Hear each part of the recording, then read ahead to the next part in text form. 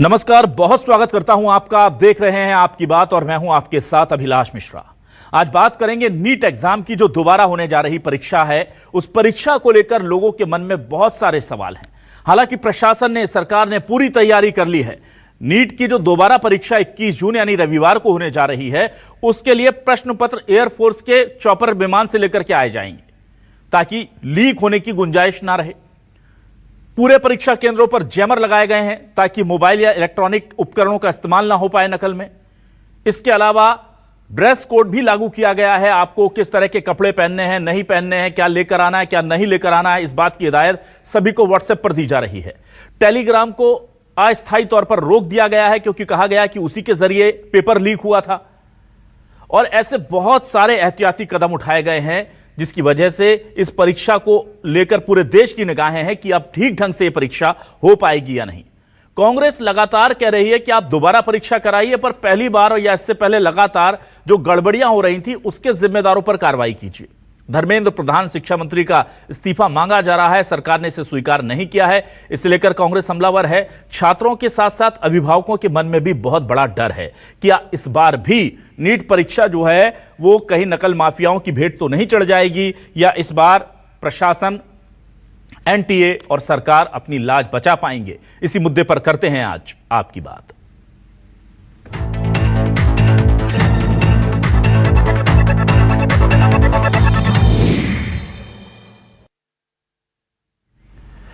तो सबसे पहले नीट पर बीजेपी और कांग्रेस की क्या प्रतिक्रियाएं हैं वो आपको सुना देते हैं। कांग्रेस जहां आरोप लगा रही है, बीजेपी वहीं पर इस बार सारी व्यवस्था दुरुस्त करने की बात कह रही है। दोनों बयानों को सुनिए। 1,32,000 करोड़ रुपए 22 लाख परिवारों के जेब में से खींचा जाता है। भाई और बहनों, जितना पैसा एक साल में ये 22 लाख लोग देते हैं, उतना ही पैसा हिंदुस्तान की सरकार अपने पूरे के पूरे एजुकेशन बजट में डालती है। हर माँ बाप को यह डर लग रहा है कि कहीं हमारा बच्चा कुछ कर ना ले। बच्चा भयंकर अवसाद में है, स्टूडेंट भयंकर अवसाद में है कि इतनी मेहनत तो कर रहे हैं, पता नहीं पेपर ठीक से होगा कि नहीं होगा। और अगर गलती से अपवाद पेपर ठीक से हो जाए तो एडमिशन मिलेगा कि नहीं मिलेगा। आज बच्चों को क्या ये आत्मविश्वास बचा है कि आप खूब मेहनत करेंगे तो आपका एडमिशन हो जाएगा, आप एंट्रेंस निकाल लेंगे, आपको अच्छी नौकरी मिल जाएगी और आप अपने परिवार के सपनों को पूरा कर पाएंगे? क्योंकि सरकार ने छात्रों के साथ क्या किया, कोटा में राहुल गांधी जी ने विस्तृत सबको बताया। पूरे प्रदेश में युवाओं के साथ बार बार देश में जो कुठाघात हो रहा है सर्वविदित है, बोलने की आवश्यकता नहीं। आशा है ये एग्जाम पूर्ण सुरक्षित अच्छी हो और सरकार में कोई लुटेरा इस एग्जाम को, भारतीय जनता पार्टी का नेता हो, कार्यकर्ता हो, सपोर्टर हो, कोलैप्स नहीं करे। इससे बच्चों ने, कम से कम 25 बच्चों ने मौत को गले लगाया है, वो नहीं कर पाएंगे। नीट के विषय को लेकर सरकार पूरी तरीके से सतर्क और संवेदनशील है और सजग भी है। तो किसी भी प्रकार की वह चीज जिसमें कोई भी ऐसी संभावना दिखाई पड़ती हो तो उसको सरकार सुनिश्चित करने का प्रयास कर रही है कि कहीं से भी कोई इधर उधर की कोई वास्तविक नहीं, दुष्प्रचार और प्रचार भ्रम पैदा करने की संभावना भी न रहे। सरकार कटिबद्ध है हर तरह की परीक्षाओं को पारदर्शिता के साथ, सुगमता के साथ आयोजित करने के लिए। उसमें केंद्र सरकार की ओर से, राज्य सरकार की ओर से समुचित निर्देश दिए गए हैं। जो छात्र हैं वो निर्भीकता के साथ, पूरे कॉन्फिडेंस के साथ, आत्मविश्वास के साथ एग्ज़ाम में अपीयर हो, उसमें दाखिल हो और पूरी पारदर्शिता के साथ ही परीक्षाएं होंगी। और आइए देखते हैं आज के सवाल लेकर आ रहे हैं आपके टेलीविजन स्क्रीन पर। ये रहे सवाल आपके सामने, हमारे सवाल ये रहे आपके टेलीविजन स्क्रीन पर। 21 जून को फिर होगी नीट की परीक्षा, इस बार गड़बड़ी नहीं होगी, इसका क्या भरोसा? सबसे बड़ा सवाल तो यही है। गड़बड़ी इस बार भी नहीं होगी, इसको लेकर असमंजस है। Dress code, Telegram ban, mobile signal jam, कितने काम आएंगे एयरफोर्स से पेपर भेजने के इंतजाम? धर्मेंद्र प्रधान के इस्तीफे और एनटीए को भंग करने की मांग, बीजेपी बोली हम कर रहे व्यवस्था सुधार का काम।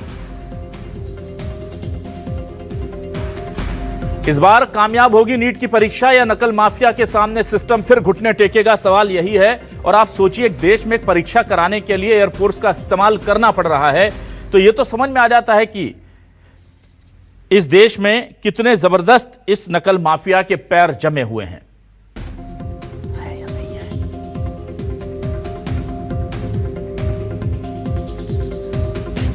हमारे साथ इस वक्त दो खास मेहमान जुड़ गए हैं, सीधे रुक कर लेता हूं। मेरे साथ इस वक्त रवि परमार जी जुड़ गए हैं, प्रदेश उपाध्यक्ष एनएसयूआई के, बहुत स्वागत करता हूं। मेरे साथ चरित्रदेव तिवारी, क्षेत्रीय संयोजक अखिल भारतीय विद्यार्थी परिषद से जुड़ गए हैं, दोनों का बहुत स्वागत करता हूं। और सबसे पहले रवि जी आपके पास आता हूं। रवि जी, बहुत तैयारी की गई है, कहा जा रहा है कि पीएमओ निगरानी रखेगा और साथ ही साथ इसके अलावा हम देख रहे हैं कि वायुसेना के चॉपर से पेपर पहुंचाए जाएंगे, जैमर लगेंगे, तमाम तरह की चीजें की जाएंगी, ड्रेस कोड भी लागू कर दिया गया है, टेलीग्राम पर बैन कर दिया गया है। ऐसा लग रहा है जंग की तैयारी चल रही है देश में। और ये अदद एक परीक्षा के लिए अगर हमको इतना लाव लश्कर निकालना पड़ रहा है, तो ये तो स्वयं सिद्ध हो गया कि हमारा सिस्टम पूरी तरह से लचर है। लेकिन क्या इस बार उम्मीद है कि इतनी तैयारियों के बाद भी आपको लग रहा है कि इस बार सब ठीक रहेगा?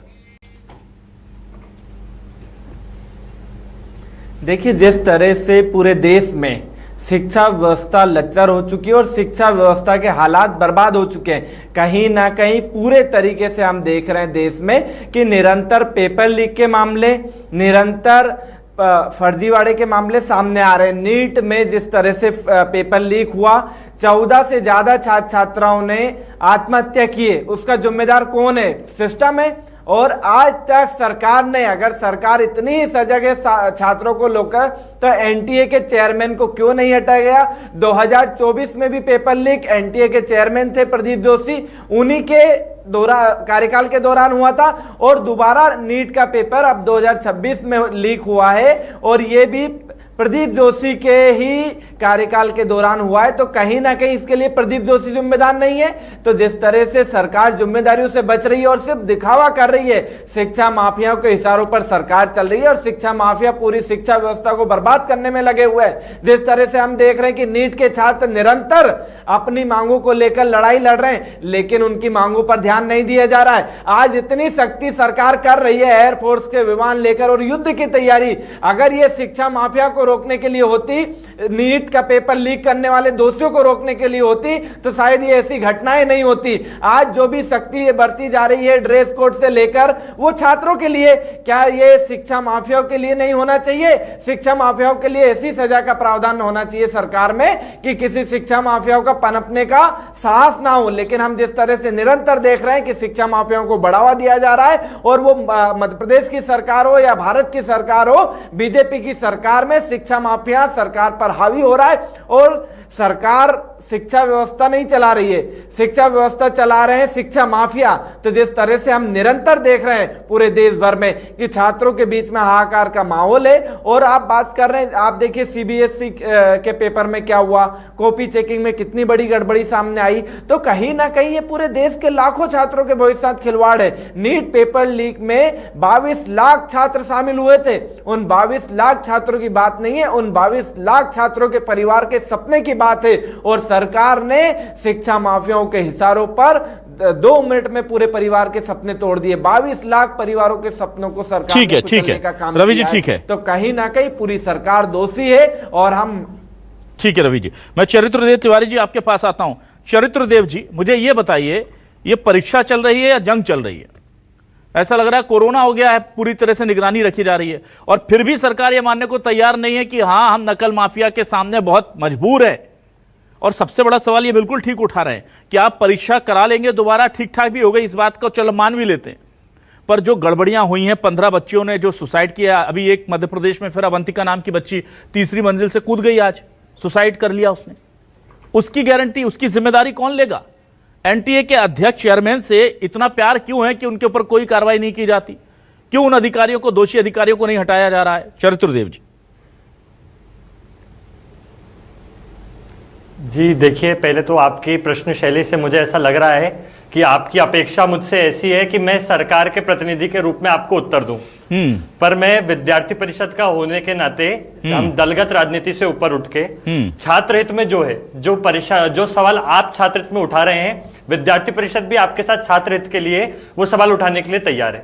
परंतु जो आज का समय है, अभी जिस समय पे हम बैठे हैं 19 जून में, आज इस समय बैठकर हम डिबेट कर रहे हैं, ये बहुत ही नाजुक समय है जब छात्रों का रीनीट का पेपर दोबारा हो रहा है और छात्रों के मन में बहुत से स्वाभाविक सवाल उत्पन्न हो रहे हैं, मानसिक अवसाद की स्थिति है, कोई क्लैरिटी की स्थिति नहीं है। तब इस समय छात्रों का मनोबल बढ़ाया जाए। और जो आपने कहा परीक्षा चल रही है, जंग चल रही है, जो दुर्भाग्यपूर्ण घटनाएं हमने देखी पिछले समय में, जो पेपर लीक हुआ, जो ये ऐसी सुसाइड हुई, तो मुझे लगता है कि अगर जंग स्तर पे सरकार तैयारी कर रही है इस पेपर को रिनीट कराने की, तो वो सारे कदम सराहनीय है। एयरफोर्स का उपयोग, आज लोकल पुलिस की भी तैयारियां मैं देख रहा था, भोपाल में लोकल पुलिस भी किस प्रकार से तैयारी कर रही थी सेंटरों को लेकर। तो जितना हो सके जंग स्तर पर इस पेपर लीक को रोकने की तैयारी की जाए, उतना इस समय अपेक्षित है। छात्रों ने जो विश्वास एनटीए पे खोया है, उस विश्वास को पुनः वापस लाया जा सके, ये बहुत ज्यादा आवश्यक है। तो इसको लेकर जितने जंग स्तर पर कदम उठाए जाएं उतने सराहनीय।